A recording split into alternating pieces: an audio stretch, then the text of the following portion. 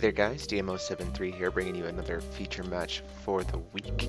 This week I am playing a mono green blazer list that my buddy Kyle Croft, Ryan Hay, and those guys from Fenton, BC Comics Fenton designed. Very fast kind of mono green list. I'll explain once you kind of start seeing the cards there. And I'm playing against my buddy Cameron Hoffman, who's playing a very interesting take on the Susanoo Scheherazade combo list. So, the whole thing about the mono green blazer is it runs lots of green, obviously lots of green stones. It's all green stones, and then little red the pure stone. But it's all just red attackers and then green pump spells. Like, that's it. It's just red attack and green pump and some burn. That's it. It's designed to be very fast. So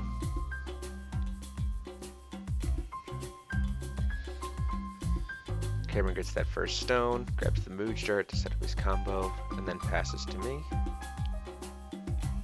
After playing a deep blue, so I hit a green stone off the top. Throw out that rook egg for first turn.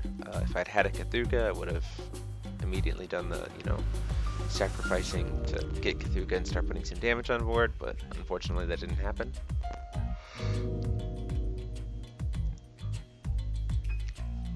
So this is an interesting little trick. I use Zhu Kuei to burn rook egg to grab a Cthulhu.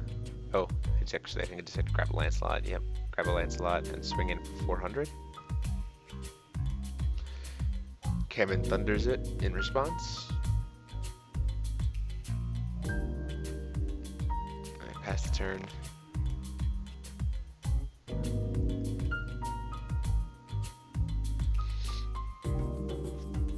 Cameron's playing a very kind of defensive game at first. So I use Lancelot.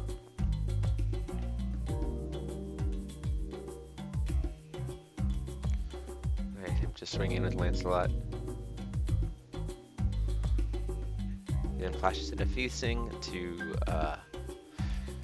negate the damage from Lancelot for the turn. So like I said, very defensive game. And the problem is, you see he's got that Susanoo and he's got a couple Susans in his hand, so that puts me in a worse position.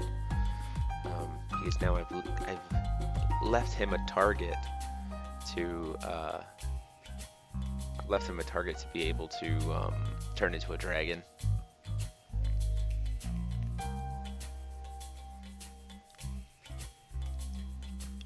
Place it as a little guardian. Again, he wants some defense for the turn.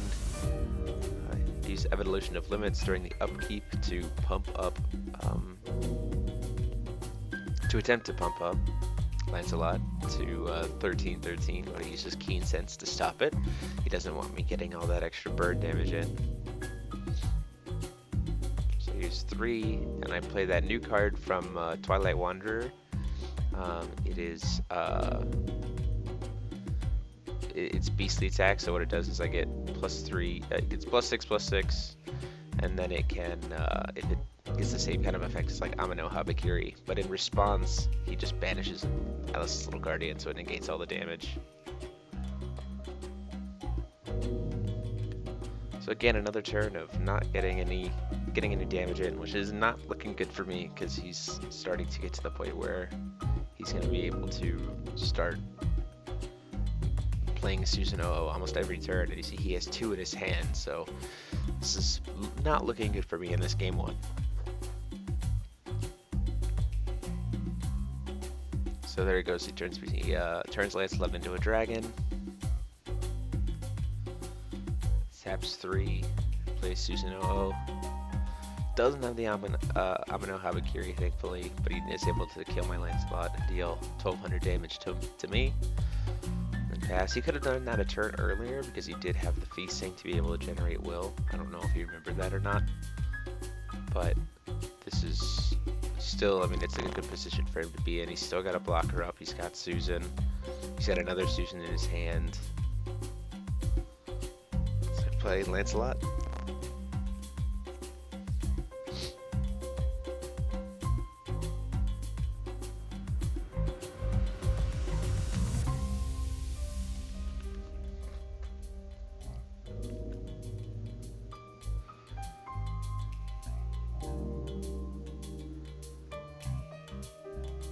play a Rapid Growth on Lancelot to make him a 10-10. So killing the feasting with the burn damage, and that's ringing in for a grand.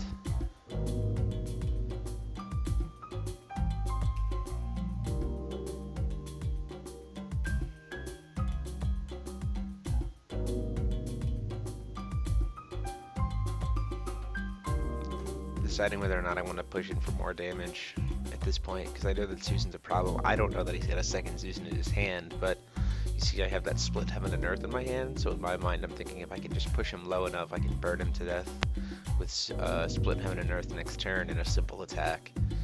So I played Hunter in Black Forest, swing in for 3, pump it up to 5, take him down to 2500. Put Cthulhu, swing in again, put him down to 2000. So in my mind I'm thinking, well, I just have to hit with one attack, and provided he doesn't get another creature, I'll be able to do that, and then I can burn him to death. But you see he drew into Amano Habakiri there, so he's gonna make something a dragon.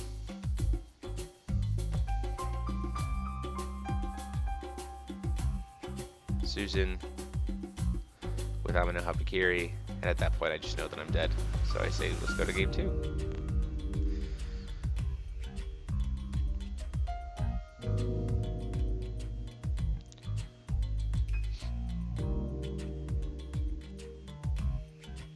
So in this game, I definitely know that I need to try to go much faster, but being on the play, that makes it a lot easier, because I can get in that initial damage before he actually builds up any kind of will base to be able to stop me with it. Hits that little redstone off the top. Decide to call red. Hunter in Black Forest, 300 damage.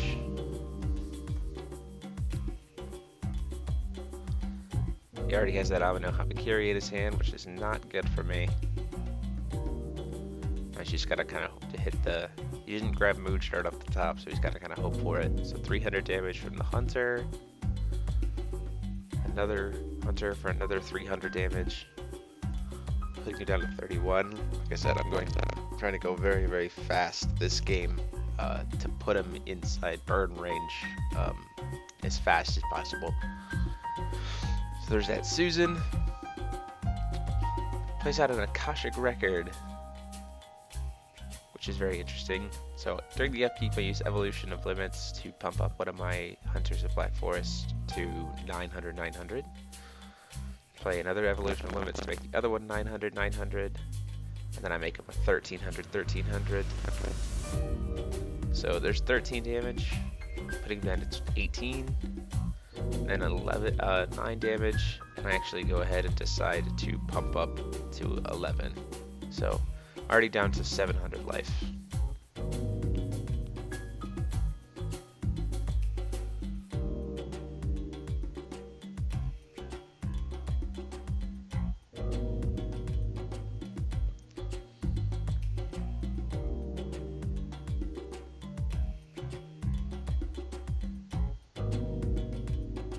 Attempt to swing in for 3, and then I try to, when he declares no blocks, I attempt to use the Rapid Growth. In response to the Rapid Growth, he flashes in Feasting to stop my damage, and then I just use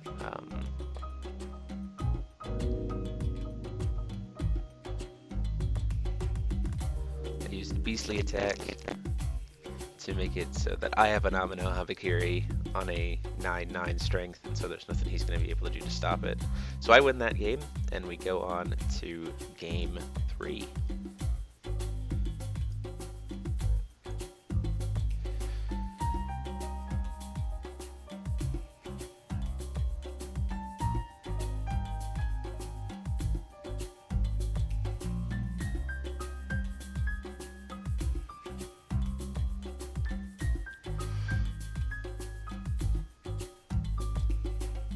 So again, game 3, I'm hoping that things go a little bit faster for me. See, I open up with Split Heaven and Earth. That makes me feel pretty comfortable as well, because I know that Cameron plays a lot of dual stones, so I know that if I can get him low enough that I'll be able to finish the game off with burn, because I also feel like he doesn't really run a ton of counter spells, so I'm feeling more comfortable in that.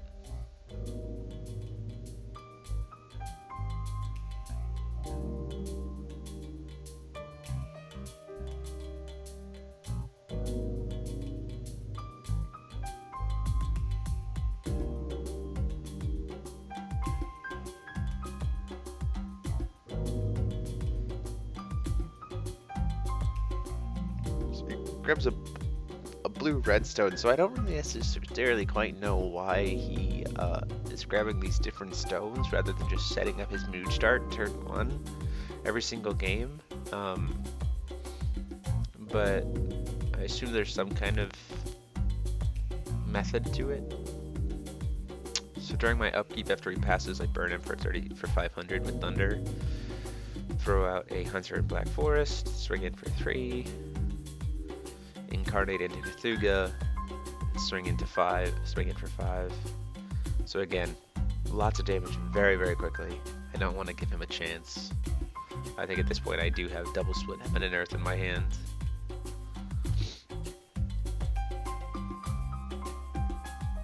Yeah, at this point I have double split, so at this point I'm just waiting for him. If he gets even one more special stone, or not, I could even just do 300 damage and put him within double split range at this point. So swing in for 500. Thinking about whether or not to pump up, I decide to just let the 500 damage go through. I don't want a repeat of that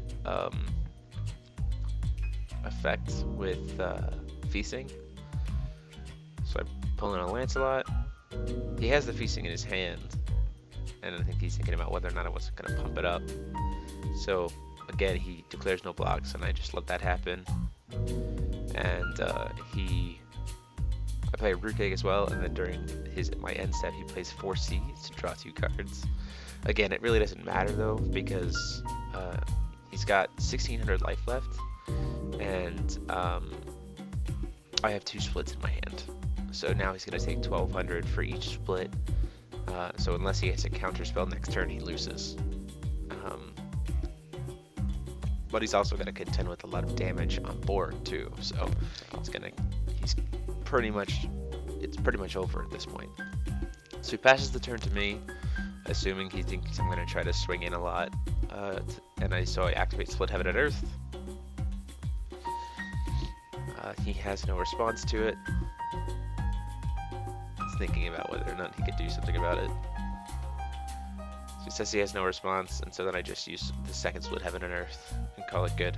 So there you have it, guys. That is the decks, deck profiles will be up on Saturday, at least for the Blazer list, maybe the season list as well. Let me know what you guys think in the comments down below, and as always, go ahead and like, comment, and subscribe. And until next time, this is DMO73 signing off.